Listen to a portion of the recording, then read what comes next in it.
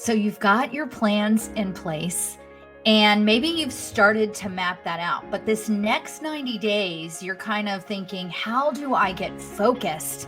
Well, this week, friends, as we continue talking about the practical ways that we redefine hustle, I'm going to share with you a 90-day mission planning tool that I use myself, that I use with my coaching clients, that I promise will change how you do business over the next 90 days. So let's jump in right away.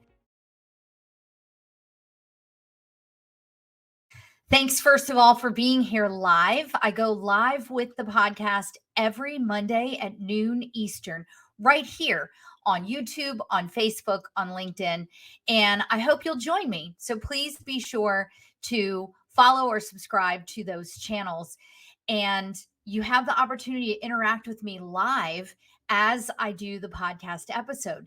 Last week, we had an incredible guest for our premiere live stream, my friend Krista Hutchins, who taught us all about setting peace goals. And now that you've set the goals and maybe you've started to put your plan in place, I wonder if you've thought about narrowing your focus a bit to what the next 90 days could mean for you. A long time ago, when I started my multi-level marketing business, one of the things I was taught is that what you do today shows up in your business 90 days from now. In other words, the action that you're taking right now generally will yield results in about 90 days. Now, sometimes it can be faster, sometimes it can be slower. But what if you could boil down all the things that you want to do into a singular focus over the next 90 days? In fact, what is that one focus, that one thing that by doing it would make everything else easier or unnecessary? Well, that's a lesson that I learned from the book by Gary Keller, who founded Keller Williams, and it's called The One Thing, That Surprisingly Simple Truth About Extraordinary Results. And I'll have a link to that down in the show notes for you. But first, let me dig into some scripture, and then I'm going to share with you this tool that we use. So if you see me looking aside, I'm looking at the scripture that I have pulled up here. So first, I'm going to start us in Ecclesiastes. And really simply, Ecclesiastes starts out, there is a season or an appointed time for everything, and a time for every delight, an event, and purpose under heaven.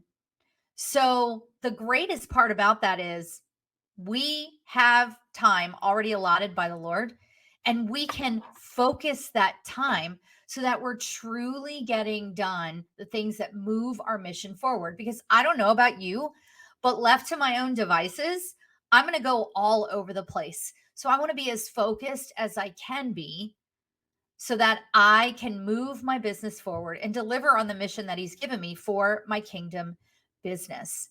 The second scripture that I want to take us to is Proverbs 16:9. This is probably very familiar to you. The heart of a man plans his ways, but the Lord establishes his steps. The beauty of setting a 90-day plan is that you're saying to the Lord, I know you've given me this purpose and this mission. You've given me this big vision. I've strategized on that. Here's where I think that I want to go for this next 90 days. And Lord, here's where I'm going to focus, leaving everything open to the Lord to move you. And when we leave him margin, it is incredible the connections and intersections and opportunities that he brings our way. But we are not absolved from planning. We don't want to hold that planning too tight and white knuckle it. We want to lay it at the foot of the cross and surrender it. But we can focus our first 90 days and our 90-day segments throughout the year in being really diligent and disciplined about what we want to get done to honor God, to glorify him, and to see the results that he's given us to create. So then the last place that I want to take you in scripture is in James. So I love this about James, because James is like, listen, you think you have all the time in the world, but honestly, you don't know what's going to happen tomorrow. So for my procrastinators out there, I know it's really easy to put things on the back burner or say we're going to do it tomorrow, but what if we just don't get to it or we put it off? Setting a 90-day plan will help us be focused in what absolutely needs to get done in that time period. So here's what he says in James 4, verses 13 through 17. Come now, you say, today or tomorrow we will go into such and such a town and spend a year there and trade and make a profit. Yet you do not know what tomorrow will bring. What is your life? For you are a mist that appears for a little time and then vanishes. Instead, you ought to say, if the Lord wills, we will live and do this or that. As it is, you boast in your arrogance, and all such boasting is evil. So whoever knows the right thing to do and fails to do that, for him it is a sin. So we know what to do, but sometimes we're just not really good at following through, right? Yeah, I hear you, friend, because the same is true for me. So I want to share with you this image. Lord willing, absolutely. Carolyn, I'm so glad you're here. Hebron, it's great to see you again. So let me share this. See if I can share this image. Let me get this off of here and see if this is going to work for me. We shall find out. No, it's not. Okay. Well, here's the deal. The 90-day plan tool will be in the show notes here.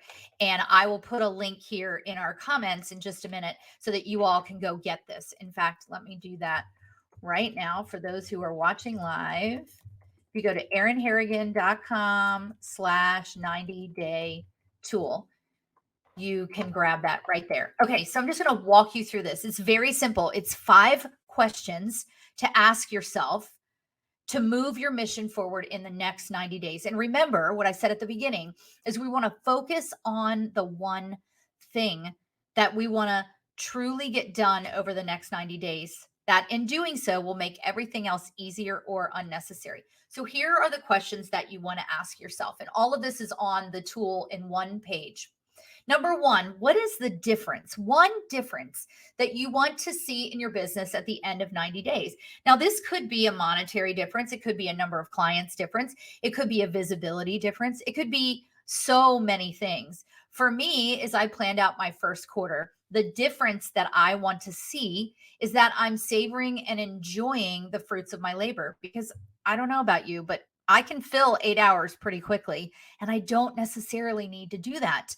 The Lord did not call us to anxiously toil, right? So that is the one difference that I want to see at the end of the next 90 days. So if you're watching and you'd like to share that, what is that difference that you want to see in your business at the end of the next 90 days? So Olajuwon says he wants to streamline his operations. Yes, that's a great example.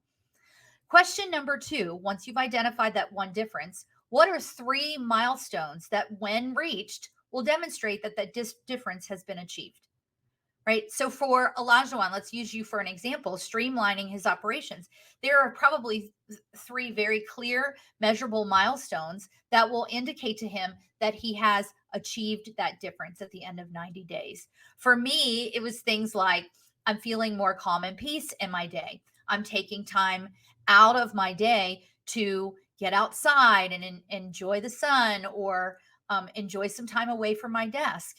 And I feel more clear-headed, right? All of those are feelings. And so for some of you, that may be uncomfortable because you're thinking, no, this needs to be like hard measurement. But it doesn't always have to be about hard measurement. It could be a sense of peace or calm, etc., that you're going to feel at the end of this 90 days. So these are 3 milestones that once reached will indicate that you have met that difference that you wanted to feel. Now, I'm going to have you boil it down. I want you to pick just one of those milestones, just one of those milestones. That milestone is going to be what you're focused on for the next 90 days. So that's your goal, basically, for the next 90 days. What is that one milestone, that one measurable thing that when you reach it will demonstrate the difference that you wanted to see at the end of 90 days? All right. Question 3. What are 3 actions that you will take to reach that milestone?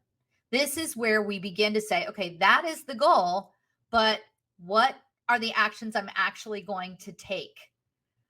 What are those actions I'm actually going to take, right? So my actions, we did this last Friday in my Rooted group coaching or community, which, by the way, you can grab a visitor pass to Rooted. It is for Christian women in business. So sorry, guys. But here were my 3 actions. Set my calendar to allow for space, time block my work, and schedule fun first. Schedule the fun first. Those are my 3 actions that I wanted to take. And then what is the one action that you want to focus on?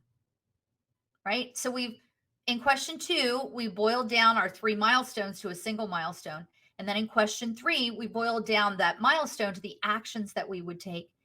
And now in question 4, we're saying, which one are we going to take first? So for me, out of those 3, I said, I'm going to schedule my fun first. And here's why.